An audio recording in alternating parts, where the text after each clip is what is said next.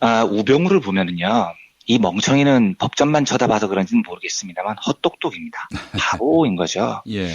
현대사회에서 호감이라는 건 어떤 형태로건 이익이 됩니다. 그런데 우병우는 지은 죄질도 악랄한데 싸가지까지 없습니다. 이건 뭐 완벽한 구제불능이 돼버린 거죠. 예.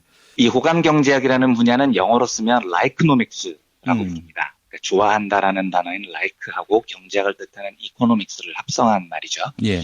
이 말을 처음 만든 사람이 로이트 바르가바라는 조지타운 대학교 경영학과 교수입니다. 예. 이 바르가바는 원래는 굉장히 유명한 마케팅 전문가였고요. 예. 그래서 이 마케팅 차원에서 라이코노믹스라는 개념을 발견을 해낸 겁니다. 근데 제가 이 책에서 굉장히 인상 깊게 본 대목이 하나 있습니다. 우리나라에는 자주 있는 일이 아니지만 서구 사회에서는 의료 소송이라는 게 굉장히 일반적이거든요. 예. 그래서 치료를 받았는데 몸이 잘못되면 바로 소송이 걸립니다. 그리고 건강상 문제 또 생명의 문제이기 때문에 이게 거액의 소송으로 발전하는 경우가 되게 많습니다. 한 번도 소송을 안 당한 의사들의 공통점이 있다는 거예요. 뭐냐면 이 의사들은 소송을 당한 경험이 있는 의사들에 비해서 환자에게 평균 3분 정도 시간을 더 쓴다는 겁니다. 이 사람들의 공통점이 잘 웃어요. 소송을 많이 거는 특별한 경우는 의사들이 싸가지가 없을 때입니다. 이럴 때 소송 욕구에 불이 붙는다는 거예요. 물론 의사가 환자에게 3분을 더 쓰면요. 이 3분도 돈이죠. 손실입니다. 그리고 처방전을 꼼꼼히 쓰고 환자한테 친절히 설명하는 것도 스트레스니까 이것도 의사에겐 다 비용이 될 거예요. 그런데 이걸 친절에 쓴 시간과 비용을 다 합산한 다음에 나중에 소송당할 확률하고 비용하고 비교를 해보면 친절한 게 훨씬 경제적으로 이익이라는 결론이 나옵니다. 친절해서 소송 덜 당하는 게 돈 버는 방법이라는 거죠. 예. 우병우를 보면은요. 이 멍청이는 법전만 쳐다봐서 그런지는 모르겠습니다만 헛똑똑입니다. 바보인 거죠. 예. 현대사회에서 호감이라는 건 어떤 형태로건 이익이 됩니다. 그런데 우병우는 지은 죄질도 악랄한데 싸가지까지 없습니다. 이건 뭐 완벽한 구제불능이 돼버린 거죠. 그것이 알고 싶다 해서 우병우 고교동창이 그렇게 이야기했다면서요.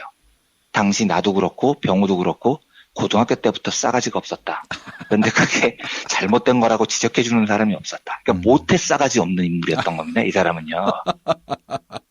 그런데 이 기사를 보셨는지 모르겠는데 작년 11월 8일자예요.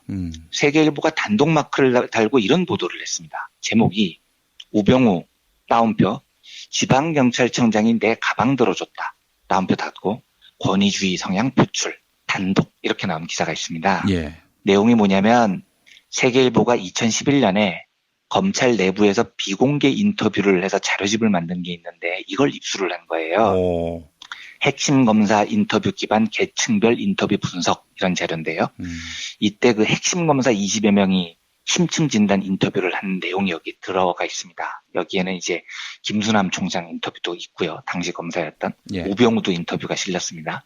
근데 우병우가 검찰 내부 인터뷰에서 뭐라고 그러느냐. 나는 평검사 시절인 23살 때도 45살인 게장을 수족 부리듯이 부려먹었다. 지방경찰청장도 내 가방을 들어주고 그랬다. 이런 인터뷰를 해요. 지 입으로 한 거예요? 예, 지 입으로 해요. 자기가 이런 얘기를 한 거예요. 그러니까 이 말에서 얼마나 우병우의 싸가지 없음이 드러납니까? 근데 제가 하고 싶은 이야기는 뭐냐면 이게 왜 굳이 기사가 됐을까 하는 겁니다. 굳이 세계일보가 이걸 찾아서 단독 마크를 달고 우병우 권위주의 성향 표출 이런 기사를 왜 냈겠어요? 우병우가 평소에 눈 안 깔고 황제수환 받고 거만하게 짝이 없는 행동을 하니까 우병우의 저 싸가지 없음이 기사가 되는 거예요. 그래서 중앙일간지에 버젓이 싸가지 없음이 주제로 보도가 되죠. 예. 그리고 지금은 국민 비호감으로 등극을 했습니다. 이거 다 자기가 자초한 겁니다. 예. 만약에 우병우가 검찰 수사 단계에서 겸손하게 최대한 이렇게 좀 호감을 살려는 모습을 보였다면 세계일보가 저 기사 안 냈을 겁니다. 그리고 굳이 그렇게 지금 국민 비호감으로 등극하지도 않았겠죠. 예. 6일 우병우가 검찰에 출두하면서 그제서야 눈을 딸던데요. 예, 저는 눈을 깐 우병우가 겸손해 보이는 게 아니라 비굴해 보이더라고요. 이제는 쫄았네. 그러니까 쪼니까 눈을 까네. 뭐 이런 생각이 들었습니다. 예. 뭐 조금 다른 이야기를 하나 더 붙이자면 김종인 대표도 약간 그런 스타일이잖아요. 예. 같은 말을 해도 좀 싸가지 없게 하시는, 예. 저는 그거 되게 아둔하다고 봐요. 기업에게 호감이 돈인 것처럼요. 라이크노맥스처럼요. 예. 아둔하다고 봐요. 네, 맞습니다. 네. 정치인에게 호감은 표입니다. 근데 그걸 모르고 매일 지금 말씀하신 뭐, 추워도 없다고 봐요. 뭐 이렇게 거만무쌍한 표정을 지으면 헛똑똑이들인 거죠. 하여간 우병우 눈 까는 모습을 보면서 저는 그 비호감의 종말을 보는 것 같아서 기분이 굉장히 좋아졌습니다. 저 역시 우병우가 눈 까는 모습을 보니까 통쾌하더라니까요. 그리고 이 통쾌함은 논리가 아니고 그냥 제가 우병우가 싫은 거예요. 대부분 국민들에게 이런 비호감은 누적이 돼 있고요. 예. 호감은 전략을 이긴다. 라이크노맥스의 번역된 제목이죠. 전 이 제목을 참 좋아합니다. 예. 비호감은 아무리 전략을 잘 세워도 원하는 바를 얻기 힘듭니다.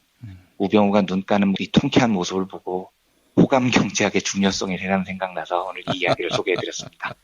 예, 알겠습니다. 아유, 우병우를 구속시킬 확실한 카드를 검찰이 손에 쥐었다. 이거는 뭐 직전 검찰 또 특검이 조사하지 못한 것이었다. 이런 보도가 나왔는데요. 우병우도 이제 감옥에 가면은 네. 참 아주 참담한 시간을 보내겠군요. 그것이 우병우에게 새로운 인생을 사는 그런 출구가 될 수 있기를 네, 바라는 저도 마음 가져봅니다. 예. 중요한 계기가 될 것 같습니다. 네. 사람을 우습게 여기는 거. 그럼요. 예. 네. 결국 다 그게 나중에 돌아옵니다. 그게. 그렇다니까요. 예, 그래요. 뭐 한 20대부터 영감님 이 소리 들었을 텐데, 예. 새 인생을 또 출발하는 우병우. 예. 젊으니까 가능한 거 아니겠어요? 네, 또, 그렇죠. 예, 예. 더 늙기 전에 이런 네. 새 인생을 출발하는 게 복된 일이다라는 점을 네. 우병우가 생각하고 네. 마음 가볍게 감옥에 들어갔으면 좋겠습니다. 네. 예. 자, 이완배 기자님 오늘 말씀 잘 들었습니다. 네, 감사합니다.